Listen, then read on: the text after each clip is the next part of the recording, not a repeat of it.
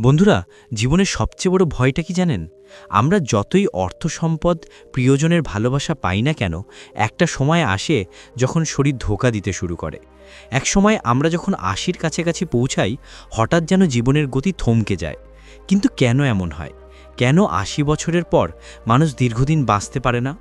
আজকের ভিডিওতে আমরা সেই আসল কারণগুলো নিয়েই খোলামেলা কথা বলবো। আর আমি প্রতিশ্রুতি দিচ্ছি, ভিডিওর শেষ পর্যন্ত মনোযোগ দিয়ে শুনলে আপনি এমন কিছু জানবেন যা হয়তো এতদিন কেউ আপনাকে বলেনি। তবে এক মুহূর্ত দাঁড়ান। এই আলোচনা শুরু করার আগে আমি আপনাদের কাছে কিছু জানতে চাই। আপনি ঠিক এখনই আলোচনাটি কোন জায়গা থেকে দেখছেন, আর আপনার বর্তমান বয়স কত? নিচে কমেন্টে অবশ্যই জানাবেন, কারণ আমাদের প্রতিটি কথোপকথনই আপনাকে আরও ভালোভাবে বুঝতে সাহায্য করে। জীবনের পথটা আমরা সবাই হেঁটে যাচ্ছি, কেউ ৬০, কেউ ৭০, আবার কেউ ৮০ পার করে ফেলেছি। কিন্তু একটা বিষয় আপনি খেয়াল করেছেন কি? আশেপাশে খুব কম মানুষই ৮০-র বেশি বেঁচে থাকেন। আমরা প্রায় শুনি ৮০ পার হলে তো শরীর নিজের মতো করে চলে, কিন্তু এর পেছনে আসল কারণগুলো অনেকেই জানেন না। আমি আপনাদের একটা বাস্তব গল্প শোনাই। আমার এক প্রতিবেশী ছিলেন, নাম ছিল হরিদাস কাকু। তিনি একসময় গ্রামের সবচেয়ে প্রাণবন্ত মানুষ ছিলেন। হেসে কথা বলতেন, পরিশ্রম করতেন, সবার কাছে সাহায্য করতেন। কিন্তু যখন ৮০-র কাছাকাছি বয়সে পৌঁছালেন, তার শরীর একেবারে বদলে গেল, শক্তি কমে গেল। প্রতিদিন ছোট ছোট সমস্যায় জর্জরিত থাকতেন। পায়ে ব্যথা, শ্বাস নিতে কষ্ট, খাবারে রুচি নেই। ডাক্তার দেখিয়েও স্থায়ী সমাধান হচ্ছিল না। একদিন আমি কাকুকে জিজ্ঞাসা করলাম, কাকু, আপনি তো আগে একদম লড়াকু মানুষ ছিলেন, এত তাড়াতাড়ি এইভাবে দুর্বল হয়ে গেলেন কেন? তিনি দীর্ঘশ্বাস ফেলে বললেন, বাবা, শরীরের ভেতরের যন্ত্রগুলো একদিন ক্লান্ত হয়ে পড়ে। যতই চেষ্টা করি না কেন, একটা সময় শরীর আমাদের আর সাপোর্ট দিতে পারে না। কাকুর এই কথা আমার হৃদয়ে গেঁথে যায়। কিন্তু আমি ভাবলাম, এটা কি সত্যি এমন হবার কথা? আমরা কি ৮০ পার হলেই হাল ছেড়ে দেব, নাকি কিছু কারণ আছে যেগুলো আমরা বুঝতে পারলে হয়তো জীবনের এই শেষ অধ্যায়টাকে আরও সুন্দর করে কাটাতে পারি?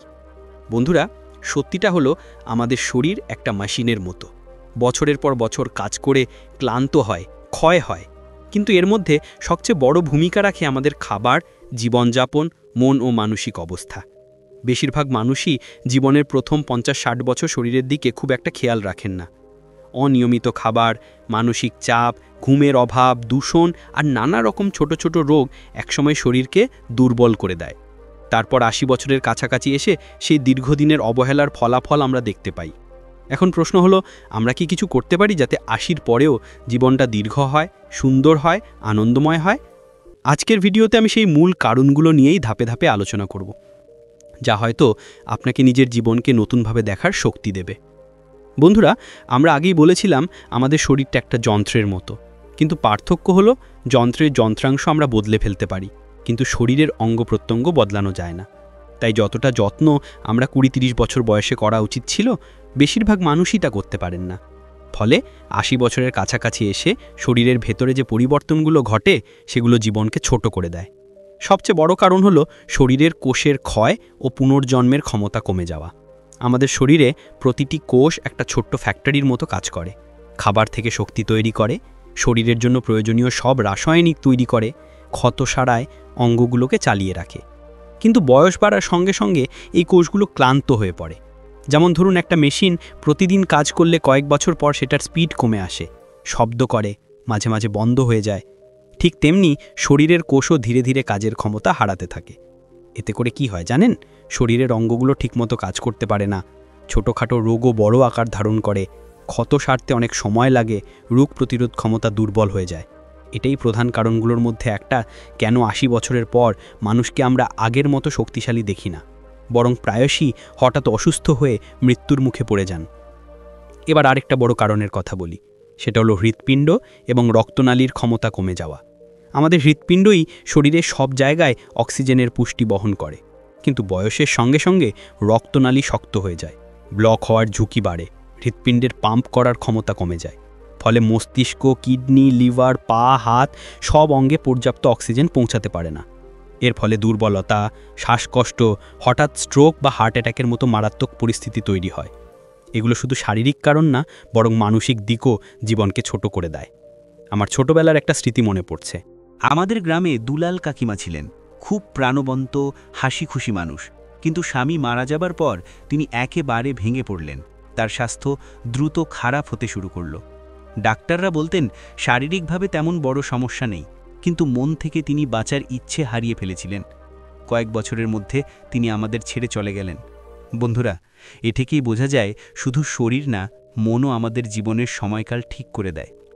এবার একটা প্রশ্ন রেখে যাই, আমরা কি সত্যি কিছু করতে পারি যাতে ৮০-র পরও জীবন সুন্দর হয়, দীর্ঘ হয়? হ্যাঁ পারি, তবে সেটা জানতে হলে আপনাকে ভিডিওর সাথে থাকতে হবে, কারণ আমরা আসল কারণগুলো একে একে খুলে বলবো, যাতে আপনি নিজের বা আপনার প্রিয়জনের জন্য সঠিক পদক্ষেপ নিতে পারেন। বন্ধুরা, আমরা একটু আগেই বলেছিলাম যে ৮০ বছরের পর মানুষের মৃত্যুর পেছনে শরীরের ভেতরের ক্ষয়, কোষের ক্ষমতা হারানো এবং হৃৎপিণ্ডের দুর্বলতা বড় ভূমিকা রাখে। কিন্তু এখানেই শেষ নয়, আরও কিছু গুরুত্বপূর্ণ কারণ আছে যেগুলো আমরা অনেকেই জানি না বা গুরুত্ব দিই না। আজ আমরা সেগুলো নিয়েই কথা বলবো। প্রথমত, রোগ প্রতিরোধ ক্ষমতার ভাঙন। আমাদের শরীরটা একটা সেনাবাহিনীর মতো। এই সেনাবাহিনী আমাদের অসুখ বিসুখ থেকে বাঁচিয়ে রাখে। ছোটবেলায় যেসব রোগ হলে আমরা দ্রুত সেরে উঠতাম, বয়স বাড়ার সাথে সাথে সেগুলো সেরে উঠতে সময় লাগে, কারণ সেনারা মানে অ্যান্টিবডি প্রতিরোধ কোষ তখন ক্লান্ত হয়ে পড়ে, নতুন করে তৈরি হয় না আগের মতো।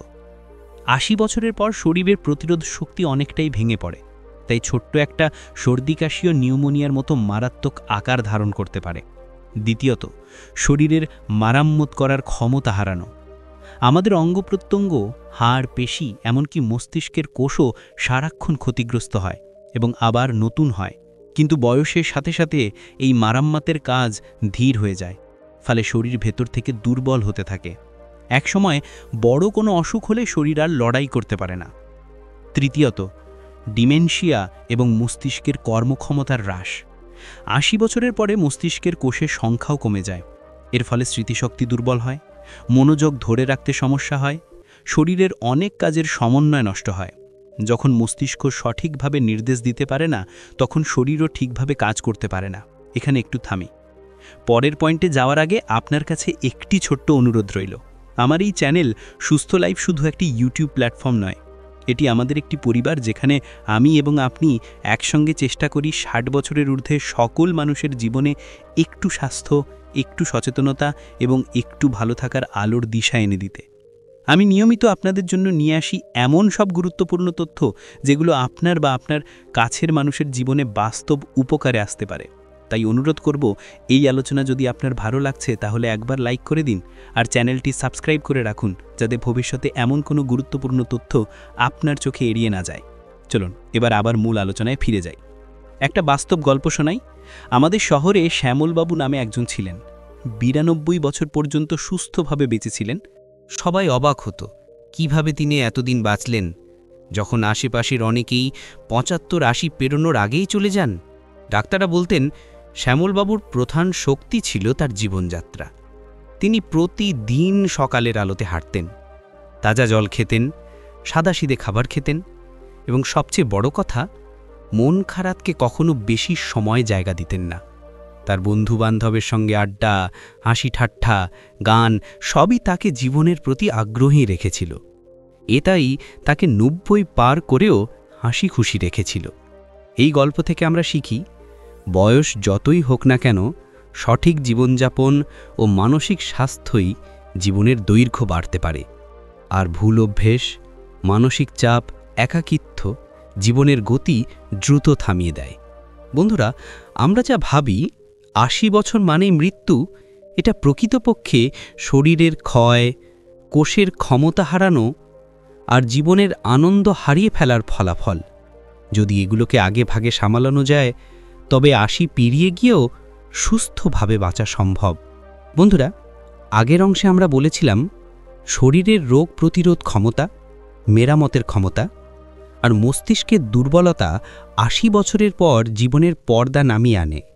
এবার আমরা আরও গভীরভাবে জানব এর পিছনে কিছু লুকানো সত্য আছে, যেগুলো আমরা অনেকেই জানি না বা জানতে চাই না। প্রথমত, শরীরের রক্তনালী এবং হৃৎপিণ্ডের পরিশ্রান্ত অবস্থা। বয়স যত বাড়ে আমাদের রক্তনালী ততটাই শক্ত হয়ে যায়। ৮০ বছরের বেশি বয়সে অনেক সময় রক্তনালী এমনভাবে সংকুচিত হয়ে পড়ে যে রক্ত সঠিকভাবে চলাচল করতে পারে না। এর ফলে শরীরের গুরুত্বপূর্ণ অঙ্গগুলো পর্যাপ্ত অক্সিজেন পায় না। বিশেষ করে মস্তিষ্ক আর হৃৎপিণ্ড এটার কারণে দুর্বল হয়ে পড়ে। একসময় এই ঘাটতি বড় সমস্যায় রূপ নেয়, যা জীবনের শেষ ধাপ ডেকে আনে। দ্বিতীয়ত, শ্বাস প্রশ্বাসের ক্ষমতার হ্রাস। ফুসফুসের শক্তি ধীরে ধীরে কমে যায়, শ্বাস নিতে কষ্ট হয়, ছোটোখাটো ঠান্ডা কাশি বড় বিপদের রূপ নেয়।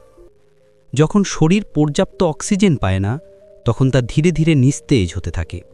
এই অবস্থায় ৮০ পেরানোর পর অনেকের মৃত্যুর অন্যতম কারণ হয়ে দাঁড়ায়। তৃতীয়ত, অস্থি ও পেশির ভাঙন। বয়স বাড়ার সাথে সাথে আমাদের হাড় ভঙ্গুর হয়ে যায়, পেশি শক্তি হারায়। ছোটোখাটো পড়ে যাওয়া বা দুর্ঘটনা তখন জীবননাশের কারণ হয়ে দাঁড়াতে পারে। শুধু পড়ে গিয়ে কোমর বা মেরুদণ্ডের হাড় ভেঙে যাওয়াই অনেক সময় বৃদ্ধ বয়সে মৃত্যু ডেকে আনে। চতুর্থত, মানসিক চাপ ও একাকিত্ব। হয়তো শারীরিকভাবে কিছুটা সুস্থ আছেন, কিন্তু একাকিত্ব মানুষের জীবনের আলো নিভিয়ে দিতে পারে।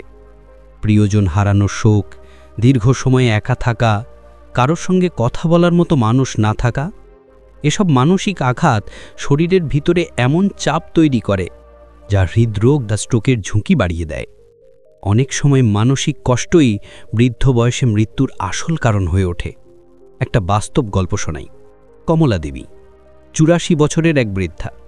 তিনি শারীরিকভাবে তখনও যথেষ্ট সুস্থ ছিলেন, কিন্তু স্বামী আর ছেলেমেয়েরা দূরে থাকায় একাকিত্ব দিন কাটত। খাওয়া দাওয়ারও ঠিকমতো করতেন না, হাসি খুশি থাকার কারণও হারিয়ে ফেলেছিলেন। কয়েক মাসের মধ্যে তার শরীর দুর্বল হয়ে পড়ে, অসুখে ভুগতে শুরু করেন। ডাক্তাররা বলেন মানসিক দুঃখ আর একাকিত্বই তার রোগ প্রতিরোধ ক্ষমতা দুর্বল করে দিয়েছিল।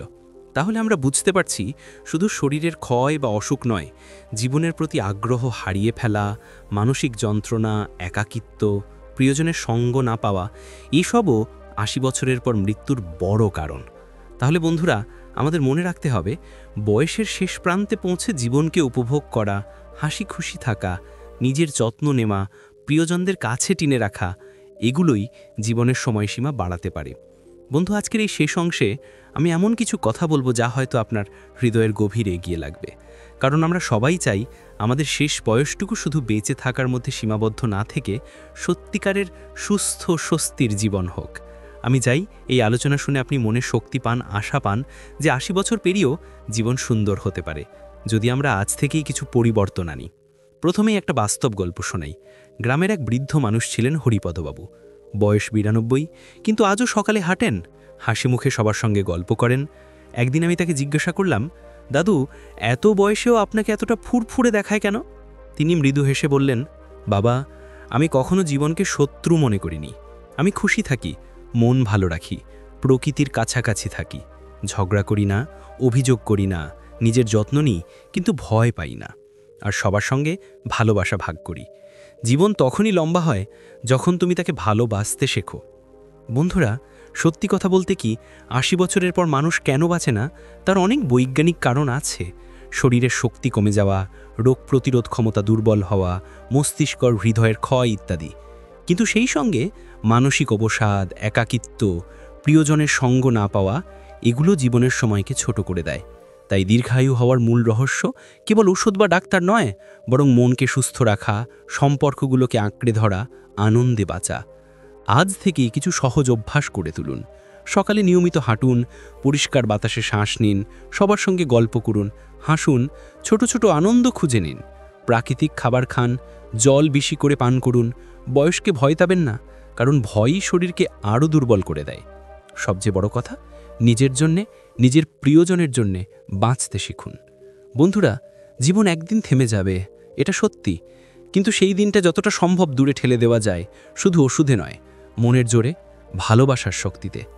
আপনি যদি আজ থেকে নিজের শরীরের যত্ন নেন, মনকে ভালো রাখেন, প্রিয়জনের সঙ্গে সময় কাটান, বিশ্বাস করুন, বয়স ৮০ হোক বা ৯০, আপনার দিনগুলো সুন্দর, প্রশান্তিতে ভরে উঠবে। তাই আমি বলবো, বয়স কোনো বাধা নয় যদি আমরা বাঁচতে জানি। হাসুন, ভালোবাসুন, নিজের যত্ন নিন, আর মনে রাখুন, জীবন যতদিন আছে ততদিন সুন্দর করে বাঁচা যায়। ভালো থাকবেন, সুস্থ থাকবেন। ধন্যবাদ।